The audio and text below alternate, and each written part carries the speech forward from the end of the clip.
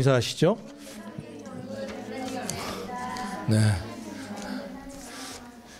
네. 오늘 예배드리기 참 어려운 여건인 것 같아요. 왜냐면 지난 우리 그 식당에 보니까 소고기 전골이 너무 아름답게 풍성하게 준비가 되어서 마음이 그곳에 있는 이들이 있겠지만 마음을 이곳으로 모으셔서 우리 하나님의 말씀에 귀를 기울이시기를 바랍니다. 오늘 하나님께서 우리에게 주신 말씀은 예레미야서 18장 1절부터 12절의 말씀으로 너희가 내 손에 있느니라는 제목으로 하나님의 말씀을 선포합니다. 바로 오늘 말씀 18장 6절에서 말씀 하나님께서 하신 말씀입니다. 이스라엘 족속아 진흙이 토기장이의 손에 있음 같이 너희가 내 손에 있느니라. 하나님께서 너희는 우리 모두가 하나님의 손에 있다고 말씀하고 있습니다. 이 말씀에 우리가 정말 그대로 아멘으로 받을 수 있기를 원합니다. 이 예레미야는 누구냐면 요시야라고 하는 유다의 왕 13년 때부터 약 40년간 예언자의 활동을 했던 사람입니다. 그 아버지는 hilki야라고 하는 사람이고요. hilki야의 아들로서 제사장으로 있었는데 그가 40년 동안 예언을 하는데 마지막에는 어떻게 되냐면 그 나라가 요시야 왕을 거쳐서 여호아스와 여호야김과 여호야긴과 시드기야까지 약 5명의 왕들이 벽기는 것을 계속 보다가 결국 시드기야 때 나라가 멸망하는 것을 봅니다. 그리고 시드기야 왕 같은 경우에는 눈이 뽑히고 쇠사슬에 매여서 바벨론으로 끌려가는 모습을 보이기도 하죠. 그가 처음 요시야 13년 때부터 예언자 활동을 했는데 그가 모시던 그 요시야가 애굽과의 전투에서 사망하기도 합니다. 전사하고 나서부터 유다가 완전히 말 그대로 패망의 길로 가는 것을 계속해서 봅니다. 그가 얼마나 나라와 민족을 위해서 울었는지 그의 별명이 눈물의 선지자입니다. 그 당시의 시대 상황은 어떤 때냐면 북이스라엘은 망하고 남유다만 존재했습니다. 위로는 바벨론이라고 하는 신흥 강국이 있었고 밑으로는 전통의 강자였던 애굽이 딱 있었습니다. 남유다는 그차라도 요시야가 죽고 나서부터 패망의 길을 갖고 있는데 위에는 바벨론이 밑으로는 애굽이 딱 껴 있으니까 국론이 분열되어 있는 거예요. 새로운 바벨론에게 붙자. 아니 이쪽은 아니다. 우리는 원래부터 애굽을 섬겼으니까 애굽에게 가자. 그들은 외교적인 정책을 통해서 친애굽파와 친바벨론파가 붙고 그 상황에서 하나님께 기도하거나 하나님께 구하는 자는 없는 그런 시기에 예레미야는 선지자의 역할을 하고 있었습니다. 예언은 계속해서 예레미야는 이야기합니다. 회개하라. 나라에 살고 죽는 것은 사람에게 달려있는 것이 아니라 애굽에게 달려있는 것도 바벨론에게 달려있는 것도 아니고 하나님의 손에 달려있으니까 길과 행위를 올바르게 하고 주님 앞에만 돌아와라. 주님께만 돌아오면 하나님께서 이 상황을 바꾸실 것이다. 계속 말하지만 사람들은 듣지 않습니다. 지금도 오늘도 애굽에게 가자 또는 바벨론에게 항복하자 등등의 국론으로 분열되어 있죠. 이 모습은 우리의 모습과 비슷해요. 이 나라 지금의 우리 모습과 막 일제에게 우리가 침범당할 때의 모습과 비슷하죠. 우리나라가 어때요? 위로는 러시아가 밑으로는 일본이 그리고 저 먼 곳에는 태평양 건너 미국이 각각의 강대국들이 있었단 말이죠. 그때는 중국도 많이 힘들었을 때니까. 그러니까 우리나라도 아는 것처럼 친러파, 친일파, 친미파 각각이 붙어 있죠. 그래서 결국 우리 아는 것처럼 국론은 분열되었고 막 나름대로 막 고종 황제를 러시아 그 대사관으로 옮기는 아관 파천도 일어났었고 뭐 그러면서 자기네끼리 막 싸우다가 결국 우리나라는 36년간 망한 패망의 아픔을 겪고 있잖아요. 겪어봤잖아요. 마치 예레미야 때에 유다가 그랬단 말이에요. 우리 시대와 비슷해요. 근데 이 역사적 경험은 우리 개인에게도 마찬가지죠. 어떤 문제를 해결할 때, 어려움이 있을 때 우리는 하나님께 기도하거나 하나님께 구하기 이전에 우리의 생각과 우리의 느낌과 우리의 경험을 가지고 나갈 때가 얼마나 많이 있습니까? 나라가 이렇게 어려울 때에 하나님께서 오늘 말씀 보니까 예레미야에게 말씀이 임했어요. 그리고 그에게 명령합니다. 이 명령의 내용은 뭐냐면 2절에 너는 일어나 토기장이의 집으로 내려가라. 내가 거기에서 내 말을 내게 들려주리라. 하나님이 그 자리 예레미야의 집에서 말씀하시는 게 아니라 너 일어나. 그리고 내가 너 토기장의 집으로 가라 했어요. 그래서 토기장의 집으로 간 거예요. 가서 그가 본 게 있어요. 3절 한번 볼까요? 3절. 3, 4절 한번 읽어봅시다. 3, 4절. 시작. 내가 토기장의 집으로 내려가서 본즉 그가 농도로 일을 하는데 진흙으로 만든 그릇이 토기장의 손에서 터지매 그가 그것으로 자기 의견에 좋은 대로 다른 것을 만들더라. 예, 토기장의 집에 마침 갔더니 토기장이가 일을 하는 거예요. 근데 농로가 뭐냐면 뭐죠? 어려워요. 물레예요, 물레. 그러니까 그림을 좀 보여줄래요? 그러니까 토기장이가 그가 본 게 뭐냐면 이런 거예요. 그 왜 그 뒤에 장 이거예요. 이 돌려서 왜 돌리면은 하는 거잖아요. 물레라고 하잖아요. 근데 이거를 농로라고 해요, 옛날 말로. 그러니까 토기장이가 이거 하는데 자 여기를 좀 보세요. 토기가 아니고 이게 왜들 하는 클레이 같은 거예요. 처음에 그릇을 만들 때 보니까 저도 해보진 않았는데 좀 찾아보니까 이래요. 이렇게 네모 모양으로 이렇게 치대는 거죠. 진흙을 다 이렇게 만드는 거예요. 그 다음에 이걸로 이제 모양을 만드는 거죠. 그러고서는 여기다 꽂아놓고서는 막 돌리는 거예요. 그다음에 뭐 옛날에 고스트라는 영화인가? 그래서 예, 쭉 돌리면서 이 모양을 빚는 거죠. 막 받는 거죠. 그러다가 마음에 안 들거나 잘못 만들어지면 푸르르 되는 거죠. 그러면 다시 토기장이는 잡아가지고 이걸 또 해서 다시 또 공기가 없게 만드는 거예요. 공기를 다 빼고 또 네모로 만들어가지고 또 만들어 보는 거예요. 그리고 아까와는 또 다른 모양으로 누구 마음대로 예, 토기장이 마음대로 자기가 이 글 오늘은 자 좀 동그랗게 만들어 볼까 했는데 안 됐어. 그러니까 다시 뭉치더라고 말이에요. 그리고 막 또 때려. 그러더니 또 농로에서 또 돌리는 거예요. 근데 이번엔 또 새로운 모양으로 바꿔가는 거예요. 그걸 예레미야가 보고 있는 거죠. 그때 하나님의 말씀이 딱 하고 임하여. 여호와의 말씀의 내용이 뭐냐? 그때의 여호와의 말씀이 내게 임하니라. 이르시되 여호와의 말씀이니라. 이스라엘 족속아 이 토기장이가 하는 것 같이 내가 능히 너희에게 행하지 못하겠느냐? 이스라엘 족속아 진흙이 토기장이의 손에 있음 같이 너희가 내 손에 있느니라고 말씀이 임하는 거예요.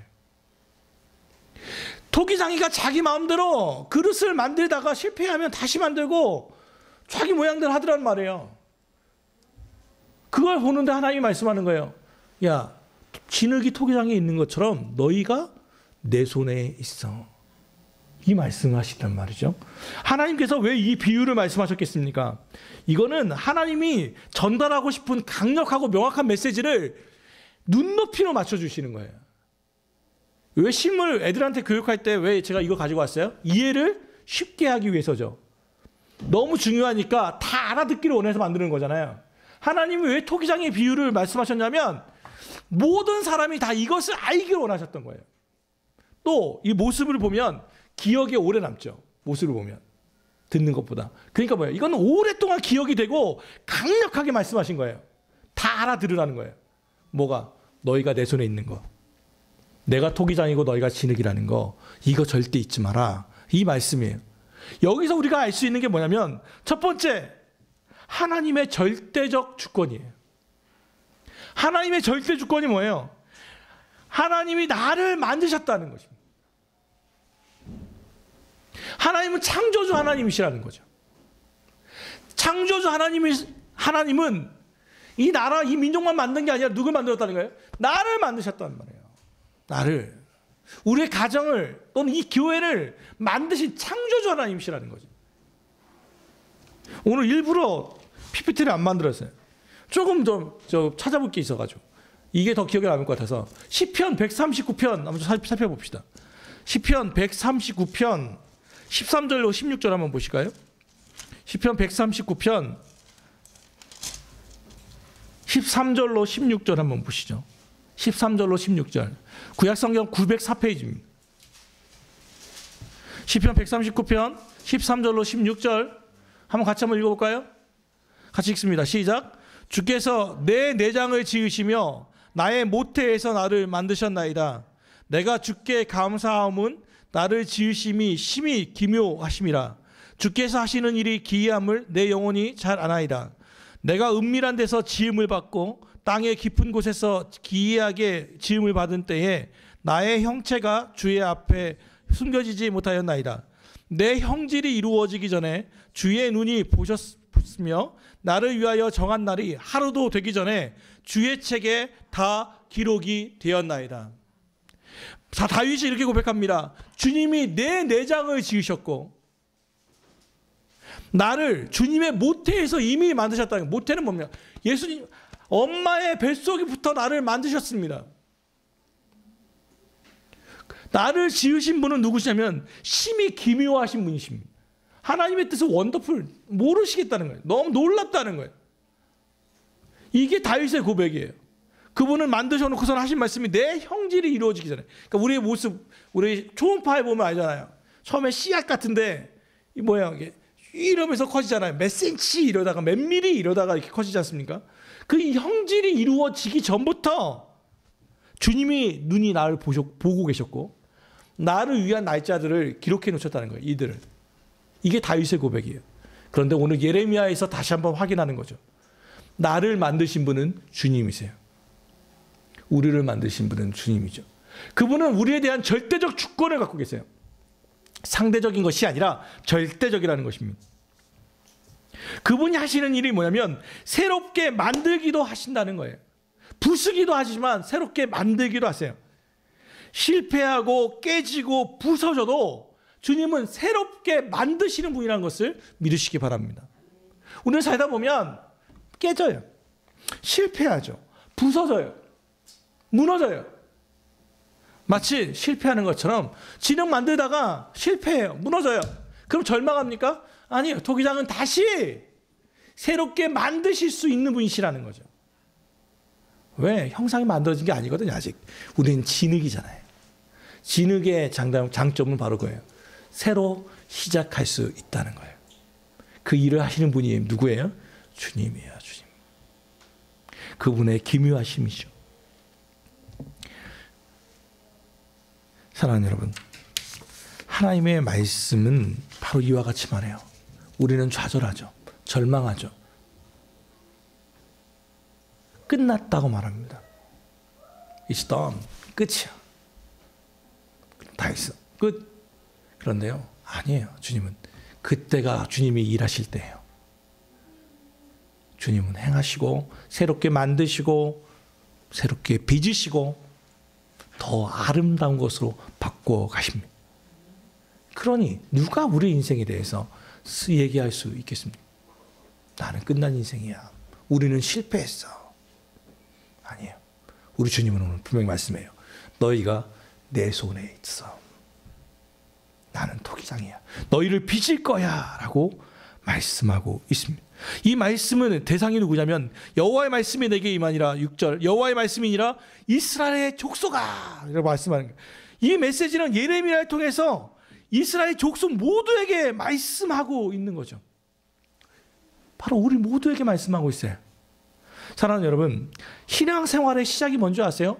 신앙생활의 시작은 창조주 하나님을 만나서 그분을 인정하는 것으로부터 시작되는 거예요. 그분이 나의 주인이라는 것을 인정하는 것으로부터 우리의 신앙생활은 시작되는 거죠. 근데 자꾸 이걸 잊어버려요. 신앙생활을, 죄송하지만 종교생활을 하시는 분들은 종교생활과 신앙생활이 있어요. 종교생활은 뭐냐면 시간 따라 오는 거예요. 주님과의 만남이 없어요. 기도도 해야 한다는 것도 알아. 11조도 해요. 황금도 잘해요. 예배 시간마다 와요. 근데 삶의 기쁨이 없어요. 즐거움이 없어요. 감동이 없어요. 감격이 없어요. 왜요? 하나님을 만나지 못했거든요. 우리의 시작은 여러분은 하나님을 만나셨다면 그 처음 만나실 때의 그 경험을 다시 한번 기억해 보세요. 그때는요, 주님을 만날 때 누구는 다 무릎을 꿇게 되고 자복하게 돼요. 눈물을 빛같이 쏟을 거예요. 내가 죄인입니다. 주님이 정말 내 인생의 주인이십니다. 주님, 내가 무엇을 할까요? 주님과의 만남은 주님을 인정하는 것이에요. 하나님을 인정할 때부터 신앙생활이 그때부터 시작됐던 거죠. 그런데 문제는 신앙생활이 커지면 커질수록 시간이 지나면 지날수록 이걸 자꾸 잊어버려요. 자꾸 잊어버려요. 신앙생활에 실패하는 이유가 뭔지 압니까? 많은 이유가 있겠지만 그걸 단순화시킨다면 딱 하나예요. 내가 여전히 주인일 때 실패해요. 내 뜻대로 살 때 실패하게 되죠. 내 생각대로, 내 감정대로, 내 스타일대로 내가 아는 대로 그렇게 살아갑니다. 더 나아가는 이걸 컨트롤하지도 않아요. 컨트롤하지도 않아요. 제가 이 말씀을 이렇게 보면서 아는 그 목사님의 말씀을 들었어요.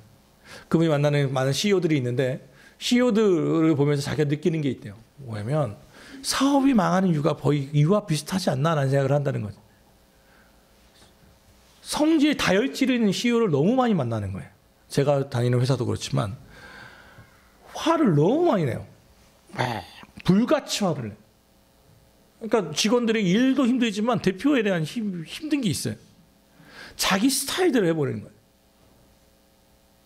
근데 크리스찬이에요. 그런데 자기 감정대로 해요. 또 자기 스타일대로 해요. 왜요? 그게 편하거든요. 컨트롤 하려고 하잖아요. 그리고 맨날 그런 얘기해요. 나는 뒤끝 없어, 맨날. 자기는 없지. 편안하게 살았으니까. 듣는 사람만 뒤끝이 있지. 그건 뭐예요? 바뀌어야 돼요. 여러분, 성격이 있죠.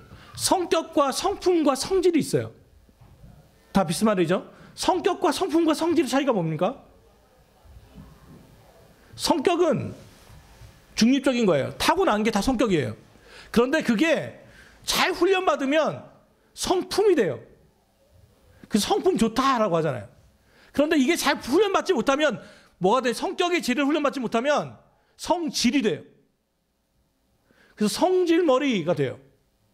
성질 좋다 들어보셨어요? 없어요. 성격이 제대로 잘 훈련되면 성품이 되는 거고 인품이 되는 거고 그게 안 되면 성질이 되는데 많은 그걸 뭐예요? 훈련받아야 돼요. 훈련받아야 돼요. 누구 앞에서? 주님 앞에서 훈련받아야 돼요. 그런데 그렇게 하지 않는다는 거예요. 자기의 감정대로 자기 스타일대로 편한 대로 한다는 거예요. 그런데 이것만이 아닌 거죠. 믿는 것도 내 스타일대로 내 뜻대로 어떤 일을 할 때도 내 뜻대로 모든 결정을 다 내 뜻대로 내 감정대로. 그럼 주님은 뭐예요? 근데 말할 때는 주님이 이렇게 말하잖아요. 주인이라고 말씀하잖아요. 주님을 주님이라고 부를 때 주님은요 주인 주자를 써요. 주인님이라는 뜻이에요. 그럼 누가 주인님이라고 불러요? 종이 부르는 거예요. 종은 자기의 의견이 없어요. 하나님이 하라는 대로 하는 게 노예예요. 종이에요. 그래서 주님이라고 불렀던 거죠. 근데 말은 뭐라고 불러요? 주님 불러놓고서는 내 뜻대로 다 해버려요.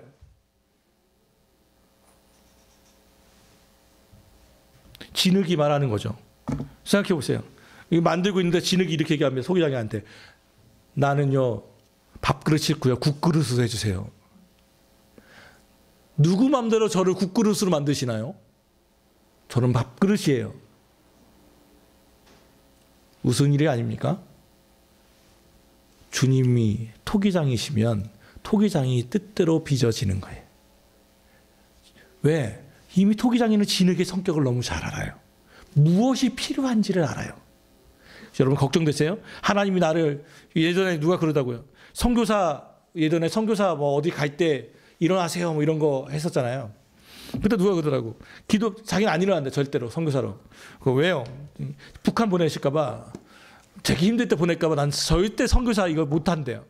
그랬더니 진행하던 그 목사님이 그런 얘기했어요. 여러분 그것 때문에 걱정하시는 분이 계시죠? 걱정하지 마십시오. 하나님도 안 보내십니다. 당신이 걱정하면 하나님도 안 보내십니다. 저는 그 말이 되게 큰 걸 알고 있다고요. 주님은 알아요. 내가 어디에 쓰이기를 원하시는지 나는 못한다고 가소평가할지 모르지만 하나님은 몰라요.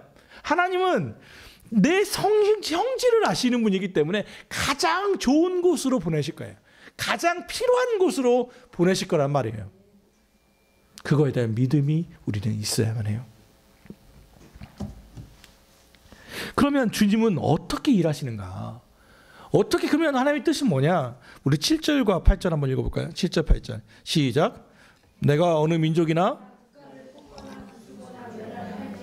만일 내가 말한 그 민족이 그의 악에서 돌이키면 내가 그에게로 내리기로 생각하였던 재앙에 대하여 뜻을 돌이키겠고 90절 제가 읽을게요. 내가 어느 민족이나 국가를 건설하거나 심으려 할 때에 만일 그들이 나보기에 악한 것을 행하여 내 목소리를 청종하지 아니하면 내가 그에게 유익하게 하리라고 한 복에 대하여 뜻을 돌이키리라. 주님이 일하시는 방법이 뭐냐면 돌이키시는 거죠. 돌이키는 거. 내가 어느 민족이나 국가를 봐서 이걸 뽑거나 부셔버리겠다. 나라의 흥망성쇠가 주님 손에 있다는 거예요. 이걸 뽑거나 부셔버리고자 했는데 보니까 이 민족이 악에서 돌이켰어. 그러면 내 결과가 있다 하더라도 마음을 접으셨지만 주님 뭐예요? 돌이켜주시고 재앙을 내리지 않겠다는 거예요. 이게 뭐예요? 니느웨에게 요나서를 우리를 보면 알죠. 니느웨 40일 안에 망한다라고 했잖아요. 근데 이 니느웨 그 백성들이 다 하나님 앞에 회개하니까 뭐예요? 뜻을 돌이키시잖아요. 요나는 그게 망하는지 안 망하는지 한번 보겠다고 지켜보고 있는데 하나님은 거기에 있는 11만 명의 백성들이 옷을 갈아입고 주 앞에 회개하니까 내가 이들을 아끼지 않겠느냐 하시면서 뜻을 돌이키셨단 말이에요. 이 니느웨가요 얼마나 나쁜 놈들이었냐면 이스라엘을 쳐들어왔을 때 이스라엘의 임산부가 있을 때 배에다 칼을 찔러서 죽였던 놈들이에요. 배를 갈라서 태아까지 죽였던 놈들이에요. 그래서 요나가 니느웨가 멸망하기를 너무 사랑했거든요. 그래서 지켜보고 있는 거죠. 원수예요, 원수. 그런데 그들조차도 뜻을 돌이키니까 하나님이 징계를 내리지 않더라는 거예요. 근데 반대로 어떤 민족이나 국가를 건설하고 심으려고 할 때 다시 새로워 주겠다는 거죠. 그런데 이들이 악을 행해요. 근데 이들 세워주려고 하는데 그들이 하나님의 말씀을 청종하지 않아요. 지 뜻대로 살아요. 그러니까 어떻게 해요? 하나님께서 그들을 재앙을 내려버리겠다고 하는 거죠. 그래서 망한 게 뭐예요? 북이스라엘이 멸망했고 남유다가 멸망했어요. 처음 다윗을 세울 때 주님이 사무엘 하 10장에 뭐라고 말씀하자면 내가 너의 집을 영원히 세워주겠다고 말씀하셨거든요. 영원히 세워주겠다고 하셨는데 그들이 뭐예요? 계속 하나님의 말씀을 청종하지 않으니까 경고하고 또 하는데도 여전히 그러니까 어떻게 해요? 결국엔 부셔버리셨어요. 주님은 뜻을 돌이키시는 분이에요. 핵심은 어디에 있냐면 주님의 목소리를 듣고 있느냐예요. 하나님은 재앙을 내리지 않으세요. 함부로 하지 않으신단 말이에요. 여기서 알 수 있는 게 뭐냐면 하나님은 긍휼의 하나님이에요. 긍휼의 하나님. 불쌍히 여기시는 하나님. 어떻게든 끝까지 이끌어가고 싶어 하시는 분. 그런 생각을 해봅니다. 만약 내가 긍휼의 하나님이 없다면 나는 어떻게 살아갈 수 있을까? 끔찍하죠. 신앙생활은 앞서 창조주 하나님을 만나는 것이라고 했다면 또 다른 신앙생활은 긍휼의 하나님을 경험할 때 우리는 눈물을 흘리게 돼요. 우리를 불쌍히 여기시는 하나님을 여러분 만나보신 적이 있습니까? 저는 지난주 목요일이었습니다. 저 허리도 그렇게 좋지 않았지만 목요일 날 그 서울에 올라갈 일이 있어서 가면서 그런 생각을 했어요. 하나님 앞에 좀 부끄럽게 말씀을 드리면 하나님 앞에 볼멘 소리를 좀 많이 했습니다. 이 월말이잖아요. 월말 나가야 할 돈들은 많이 있는데 통장에 잔고를 확인하니까 너무 없는 거죠. 하나님 앞에서 그런 얘기를 했어요. 하나님 너무 막막합니다. 지금 짜증이 좀 올라온 거죠. 사실은 짜증을 단계를 넘어가면 이제 체념의 단계가 돼요. 눈물을 흘리게 돼요. 그러니까 하나님 앞에 그 길어가면서 지하철 타러 가면서 계속 하나님께 기도했어요. 하나님 이게 뭡니까? 몸은 아프고 통장 잔고는 없고 하나님 이게 뭡니까? 하고 하나님 앞에 불매소리를 했던 것 같아요. 그렇게 하면서 일을 치르고 일을 할 것들을 보고 지하철을 타고 왔습니다. 그런데요, 갑자기 통장에 이렇게 스마트폰에 오잖아요. 갑자기 돈 60만 원인가가 입금이 돼 있어요. 그 돈이 딱 어쩌면 제가 이번 달에 치러야 할 그 값이에요. 그게 갑자기 입금이 된 거예요. 그게 뭔가 봤어요. 그랬더니 제가 10월 2일 날 추석 연휴 때 건강검진하면서 종양 뗐다고 얘기했잖아요. 용종 띈 거. 그거에 대한 용종 띈 거에 대해서 제가 저희 처형이 보험사를 하시는데 저희 보험은 우리 처형이 다 하셨거든요. 그러니까 아내하고 얘기하다가 검진을 했는데 용종 떴다 그러니까 그 처형이 오셔가지고 서류 9장인가를 준비해 가더라고.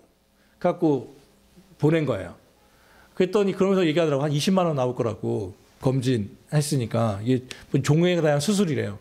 근데 그게 60만 원이 나온 거예요.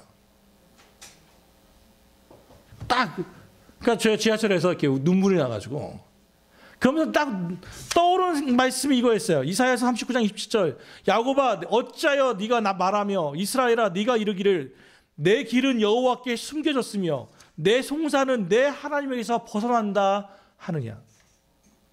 제가 그랬거든요. 토요일날 아침에 내 길은 여호와께 숨겨졌으며 내 송사는 하나님께서 벗어난다. 송사 재판은 누가 걸어요? 억울한 사람이 걸죠. 하나님 앞에 억울하게 내가 길이 하나님께 숨겨졌고 하나님께서 나를 모르신다라고 생각했었어요. 사실. 그런데 그 저녁에 그 말을 끝나자마자 탁 하고 입금되는 것을 보면서 금액을 보면서 제가 너무 기가 막혀서 하나님 앞에서 그렇게 기도했습니다. 하나님 회개 기도했어요. 죄송합니다. 하나님은 저를 아시는군요. 저에게 긍휼을 베풀어 주시는군요. 저를 불쌍히 여겨 주시는군요. 사랑하는 여러분, 크리스찬의 특권은요 온전하게 사는 게 아니에요. 그리스도인이 똑바로 실수 없이 살 수 있어요? 절대 그럴 수 없어요. 크리스찬의 특권은 온전하게 사는 게 아니에요. 그럼 뭐예요? 불순종했다가도 다시 돌이키면 다시 돌아올 수 있는 특권이 있어요. 하나님의 긍휼을 주장할 수 있는 게 특권이에요.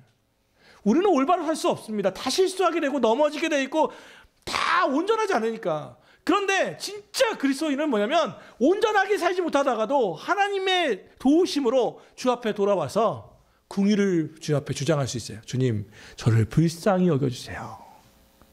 주님, 저를 좀 만져주세요. 제가 주님을 떠났습니다. 제가 제 뜻대로 살았습니다. 제 감정대로 살았습니다. 그래서 이 모양 이 꼴이 되었습니다. 그러나 주님, 저를 좀 받아주세요. 저를 포기하지 말아주세요. 기도할 수 있는 특권이 그리스도에게 있어요. 그리고 주님은 받아주세요. 다시 새롭게 만들고 심어주신단 말이에요. 그게 뭐예요? 탕자의 비유 아니에요. 탕자의 비유. 안아주시는 것. 돌아만 오면 잘했다 내 아들아. 행동이 잘한 것이 아니라 돌아온 것, 긍휼의 하나님 앞에 나온 것, 그것만으로도 잘했다 아들아 하시는 게 우리 주님이시란 말입니다. 우리는 하나님의 긍휼을 믿고 나아가야만 합니다. 우리는 스스로요, 어떤 분은 이런 분도 있어요. 자신 스스로에게 너무 엄격해서 자기 스스로 용납이 안 된대. 내가 용납이 안 된대. 자기가 뭔데요? 하나님은 당신을 용납하세요. 자기는 나는 나를 용납하지 못할지 모르지만 하나님은 당신을 용납하세요. 나는 그 사람이 절대 용납이 안 된대. 그런데요, 하나님은 그 사람을 용납하세요. 그게 원수를 사랑하고 하시는 말씀이에요. 하나님이 너를 용납하듯 하나님은 그 사람도 용납하신다는 뜻이에요. 우리는 하나님의 긍휼은 아무것도 없는 거예요. 그냥 불쌍히 여기는 거예요. 그것에 기댈 수 있어요. 그것을 기대어야만 하죠. 그게 신앙생활의 묘미예요. 그런데 하나님께서 그러면서 긍휼의 하나님이 이스라엘에게 요구하는 게 뭐냐면 11절, 그러므로 이제 너는 유다 사람들과 예루살렘 주민들에게 말하여 이르기를 여호와의 말씀에 보라 내가 너희에게 재앙을 내리며 계책을 세워 너희를 치려한다. 하나님의 계획을 말했어요. 계획이 별로 좋지 않아요. 내가 너희를 멸망하게 했다는 거예요. 내가 너를 칠 거다. 그러니까 돌이키라는 말이죠. 너희는 각기 악한 길에서 돌이키며 너희의 길과 행위를 아름답게 하라 하셨다 하라. 돌이켜서 회개하라는 말이죠. 그래서 길과 행위를 아름답게 하라. 길은 방향성이에요. 방향성, 목적, 삶의 방향성을, 목적을 제로 세우고 행위, 실제적 삶을 아름답게 하라. 하나님 앞에서 길과 행위를 올바르게 하라. 돌이키면 그게 하나님의 요구사항이에요. 그러면 재앙 내리지 않겠다는 거죠. 그런데 슬프게도 긍휼을 베푸시길 원하시는 하나님에 대해서 이스라엘의 반응이 뭐냐면 그들이 말하기를 이는 헛되니 우리는 우리의 계획대로 행하며 우리는 각기 악한 마음이 완악한 대로 행하리라. 이걸 공동번역으로 번역해 놓으면 이렇게 얘기해요. 다 글렀다. 우리는 우리 멋대로 살겠다. 마음 내키는 대로 마구 살겠다. 하나님의 이렇게 긍휼의 하나님께서 이렇게 요구하시는데도 불구하고 우리는 여전히 말해요. 다 글러서 끝났어. 내 마음대로 우리 멋대로 살 거야. 마음 내키는 대로 마구 살 거야 라고 말할 거라는 거죠. 그리고 그들은 그렇게 실제로 말했고 살았어요. 그리고 아는 것처럼 앞서 말한 것처럼 예레미야의 끝은 그들이 멸망하는 것으로 끝나요. 유다가 멸망하고 시드기야는 끌려가고 하는 것을 보죠. 그런데 긍휼의 하나님이요, 마지막에 더 기가 막힌 게 뭐냐면, 그럼에도 불구하고 주님은 70년 후에 너희들 멸망하지만 70년 후에 다시 바벨론에서 돌아올 거야 약속하면서 예레미야서가 끝나요. 마지막까지도 긍휼의 하나님이에요. 멸망하지만 내가 너희를 치겠지만 그러나 다시 돌아오게 될 거야. 자, 여러분, 오늘 말씀을 좀 정리합시다. 오늘 주님은 말씀하세요. 두 가지에서 말씀하시죠. 너희는 내 손에 있다. 뭐예요? 창조주 하나님, 절대적 주권을 가지고 있다고 말씀하세요. 주님은 나에 대한, 우리 가정에 대한, 우리 교회에 대한, 우리 자녀에 대한 절대적 주권을 가지고 계세요. 우리는 주님의 손에 달려 있어요. 또 하나는 그분은 긍휼의 하나님이에요. 불쌍히 여기셔서 아무리 우리에게 재앙을 내리려 하시려고 다가도 잘못했다고 하면 그 뜻을 돌이키면 하나님도 그 뜻을 돌이키시고 다시 새롭게 만드시는 분이세요. 진흙이 토기장에 있음 같이 우리가 주님의 손에 달려있음을 고백하는, 그리고 그대로 살아가는 가까운 교회 성도들이 되기를 주 예수 그리스도 이름으로 축원합니다. 기도합시다.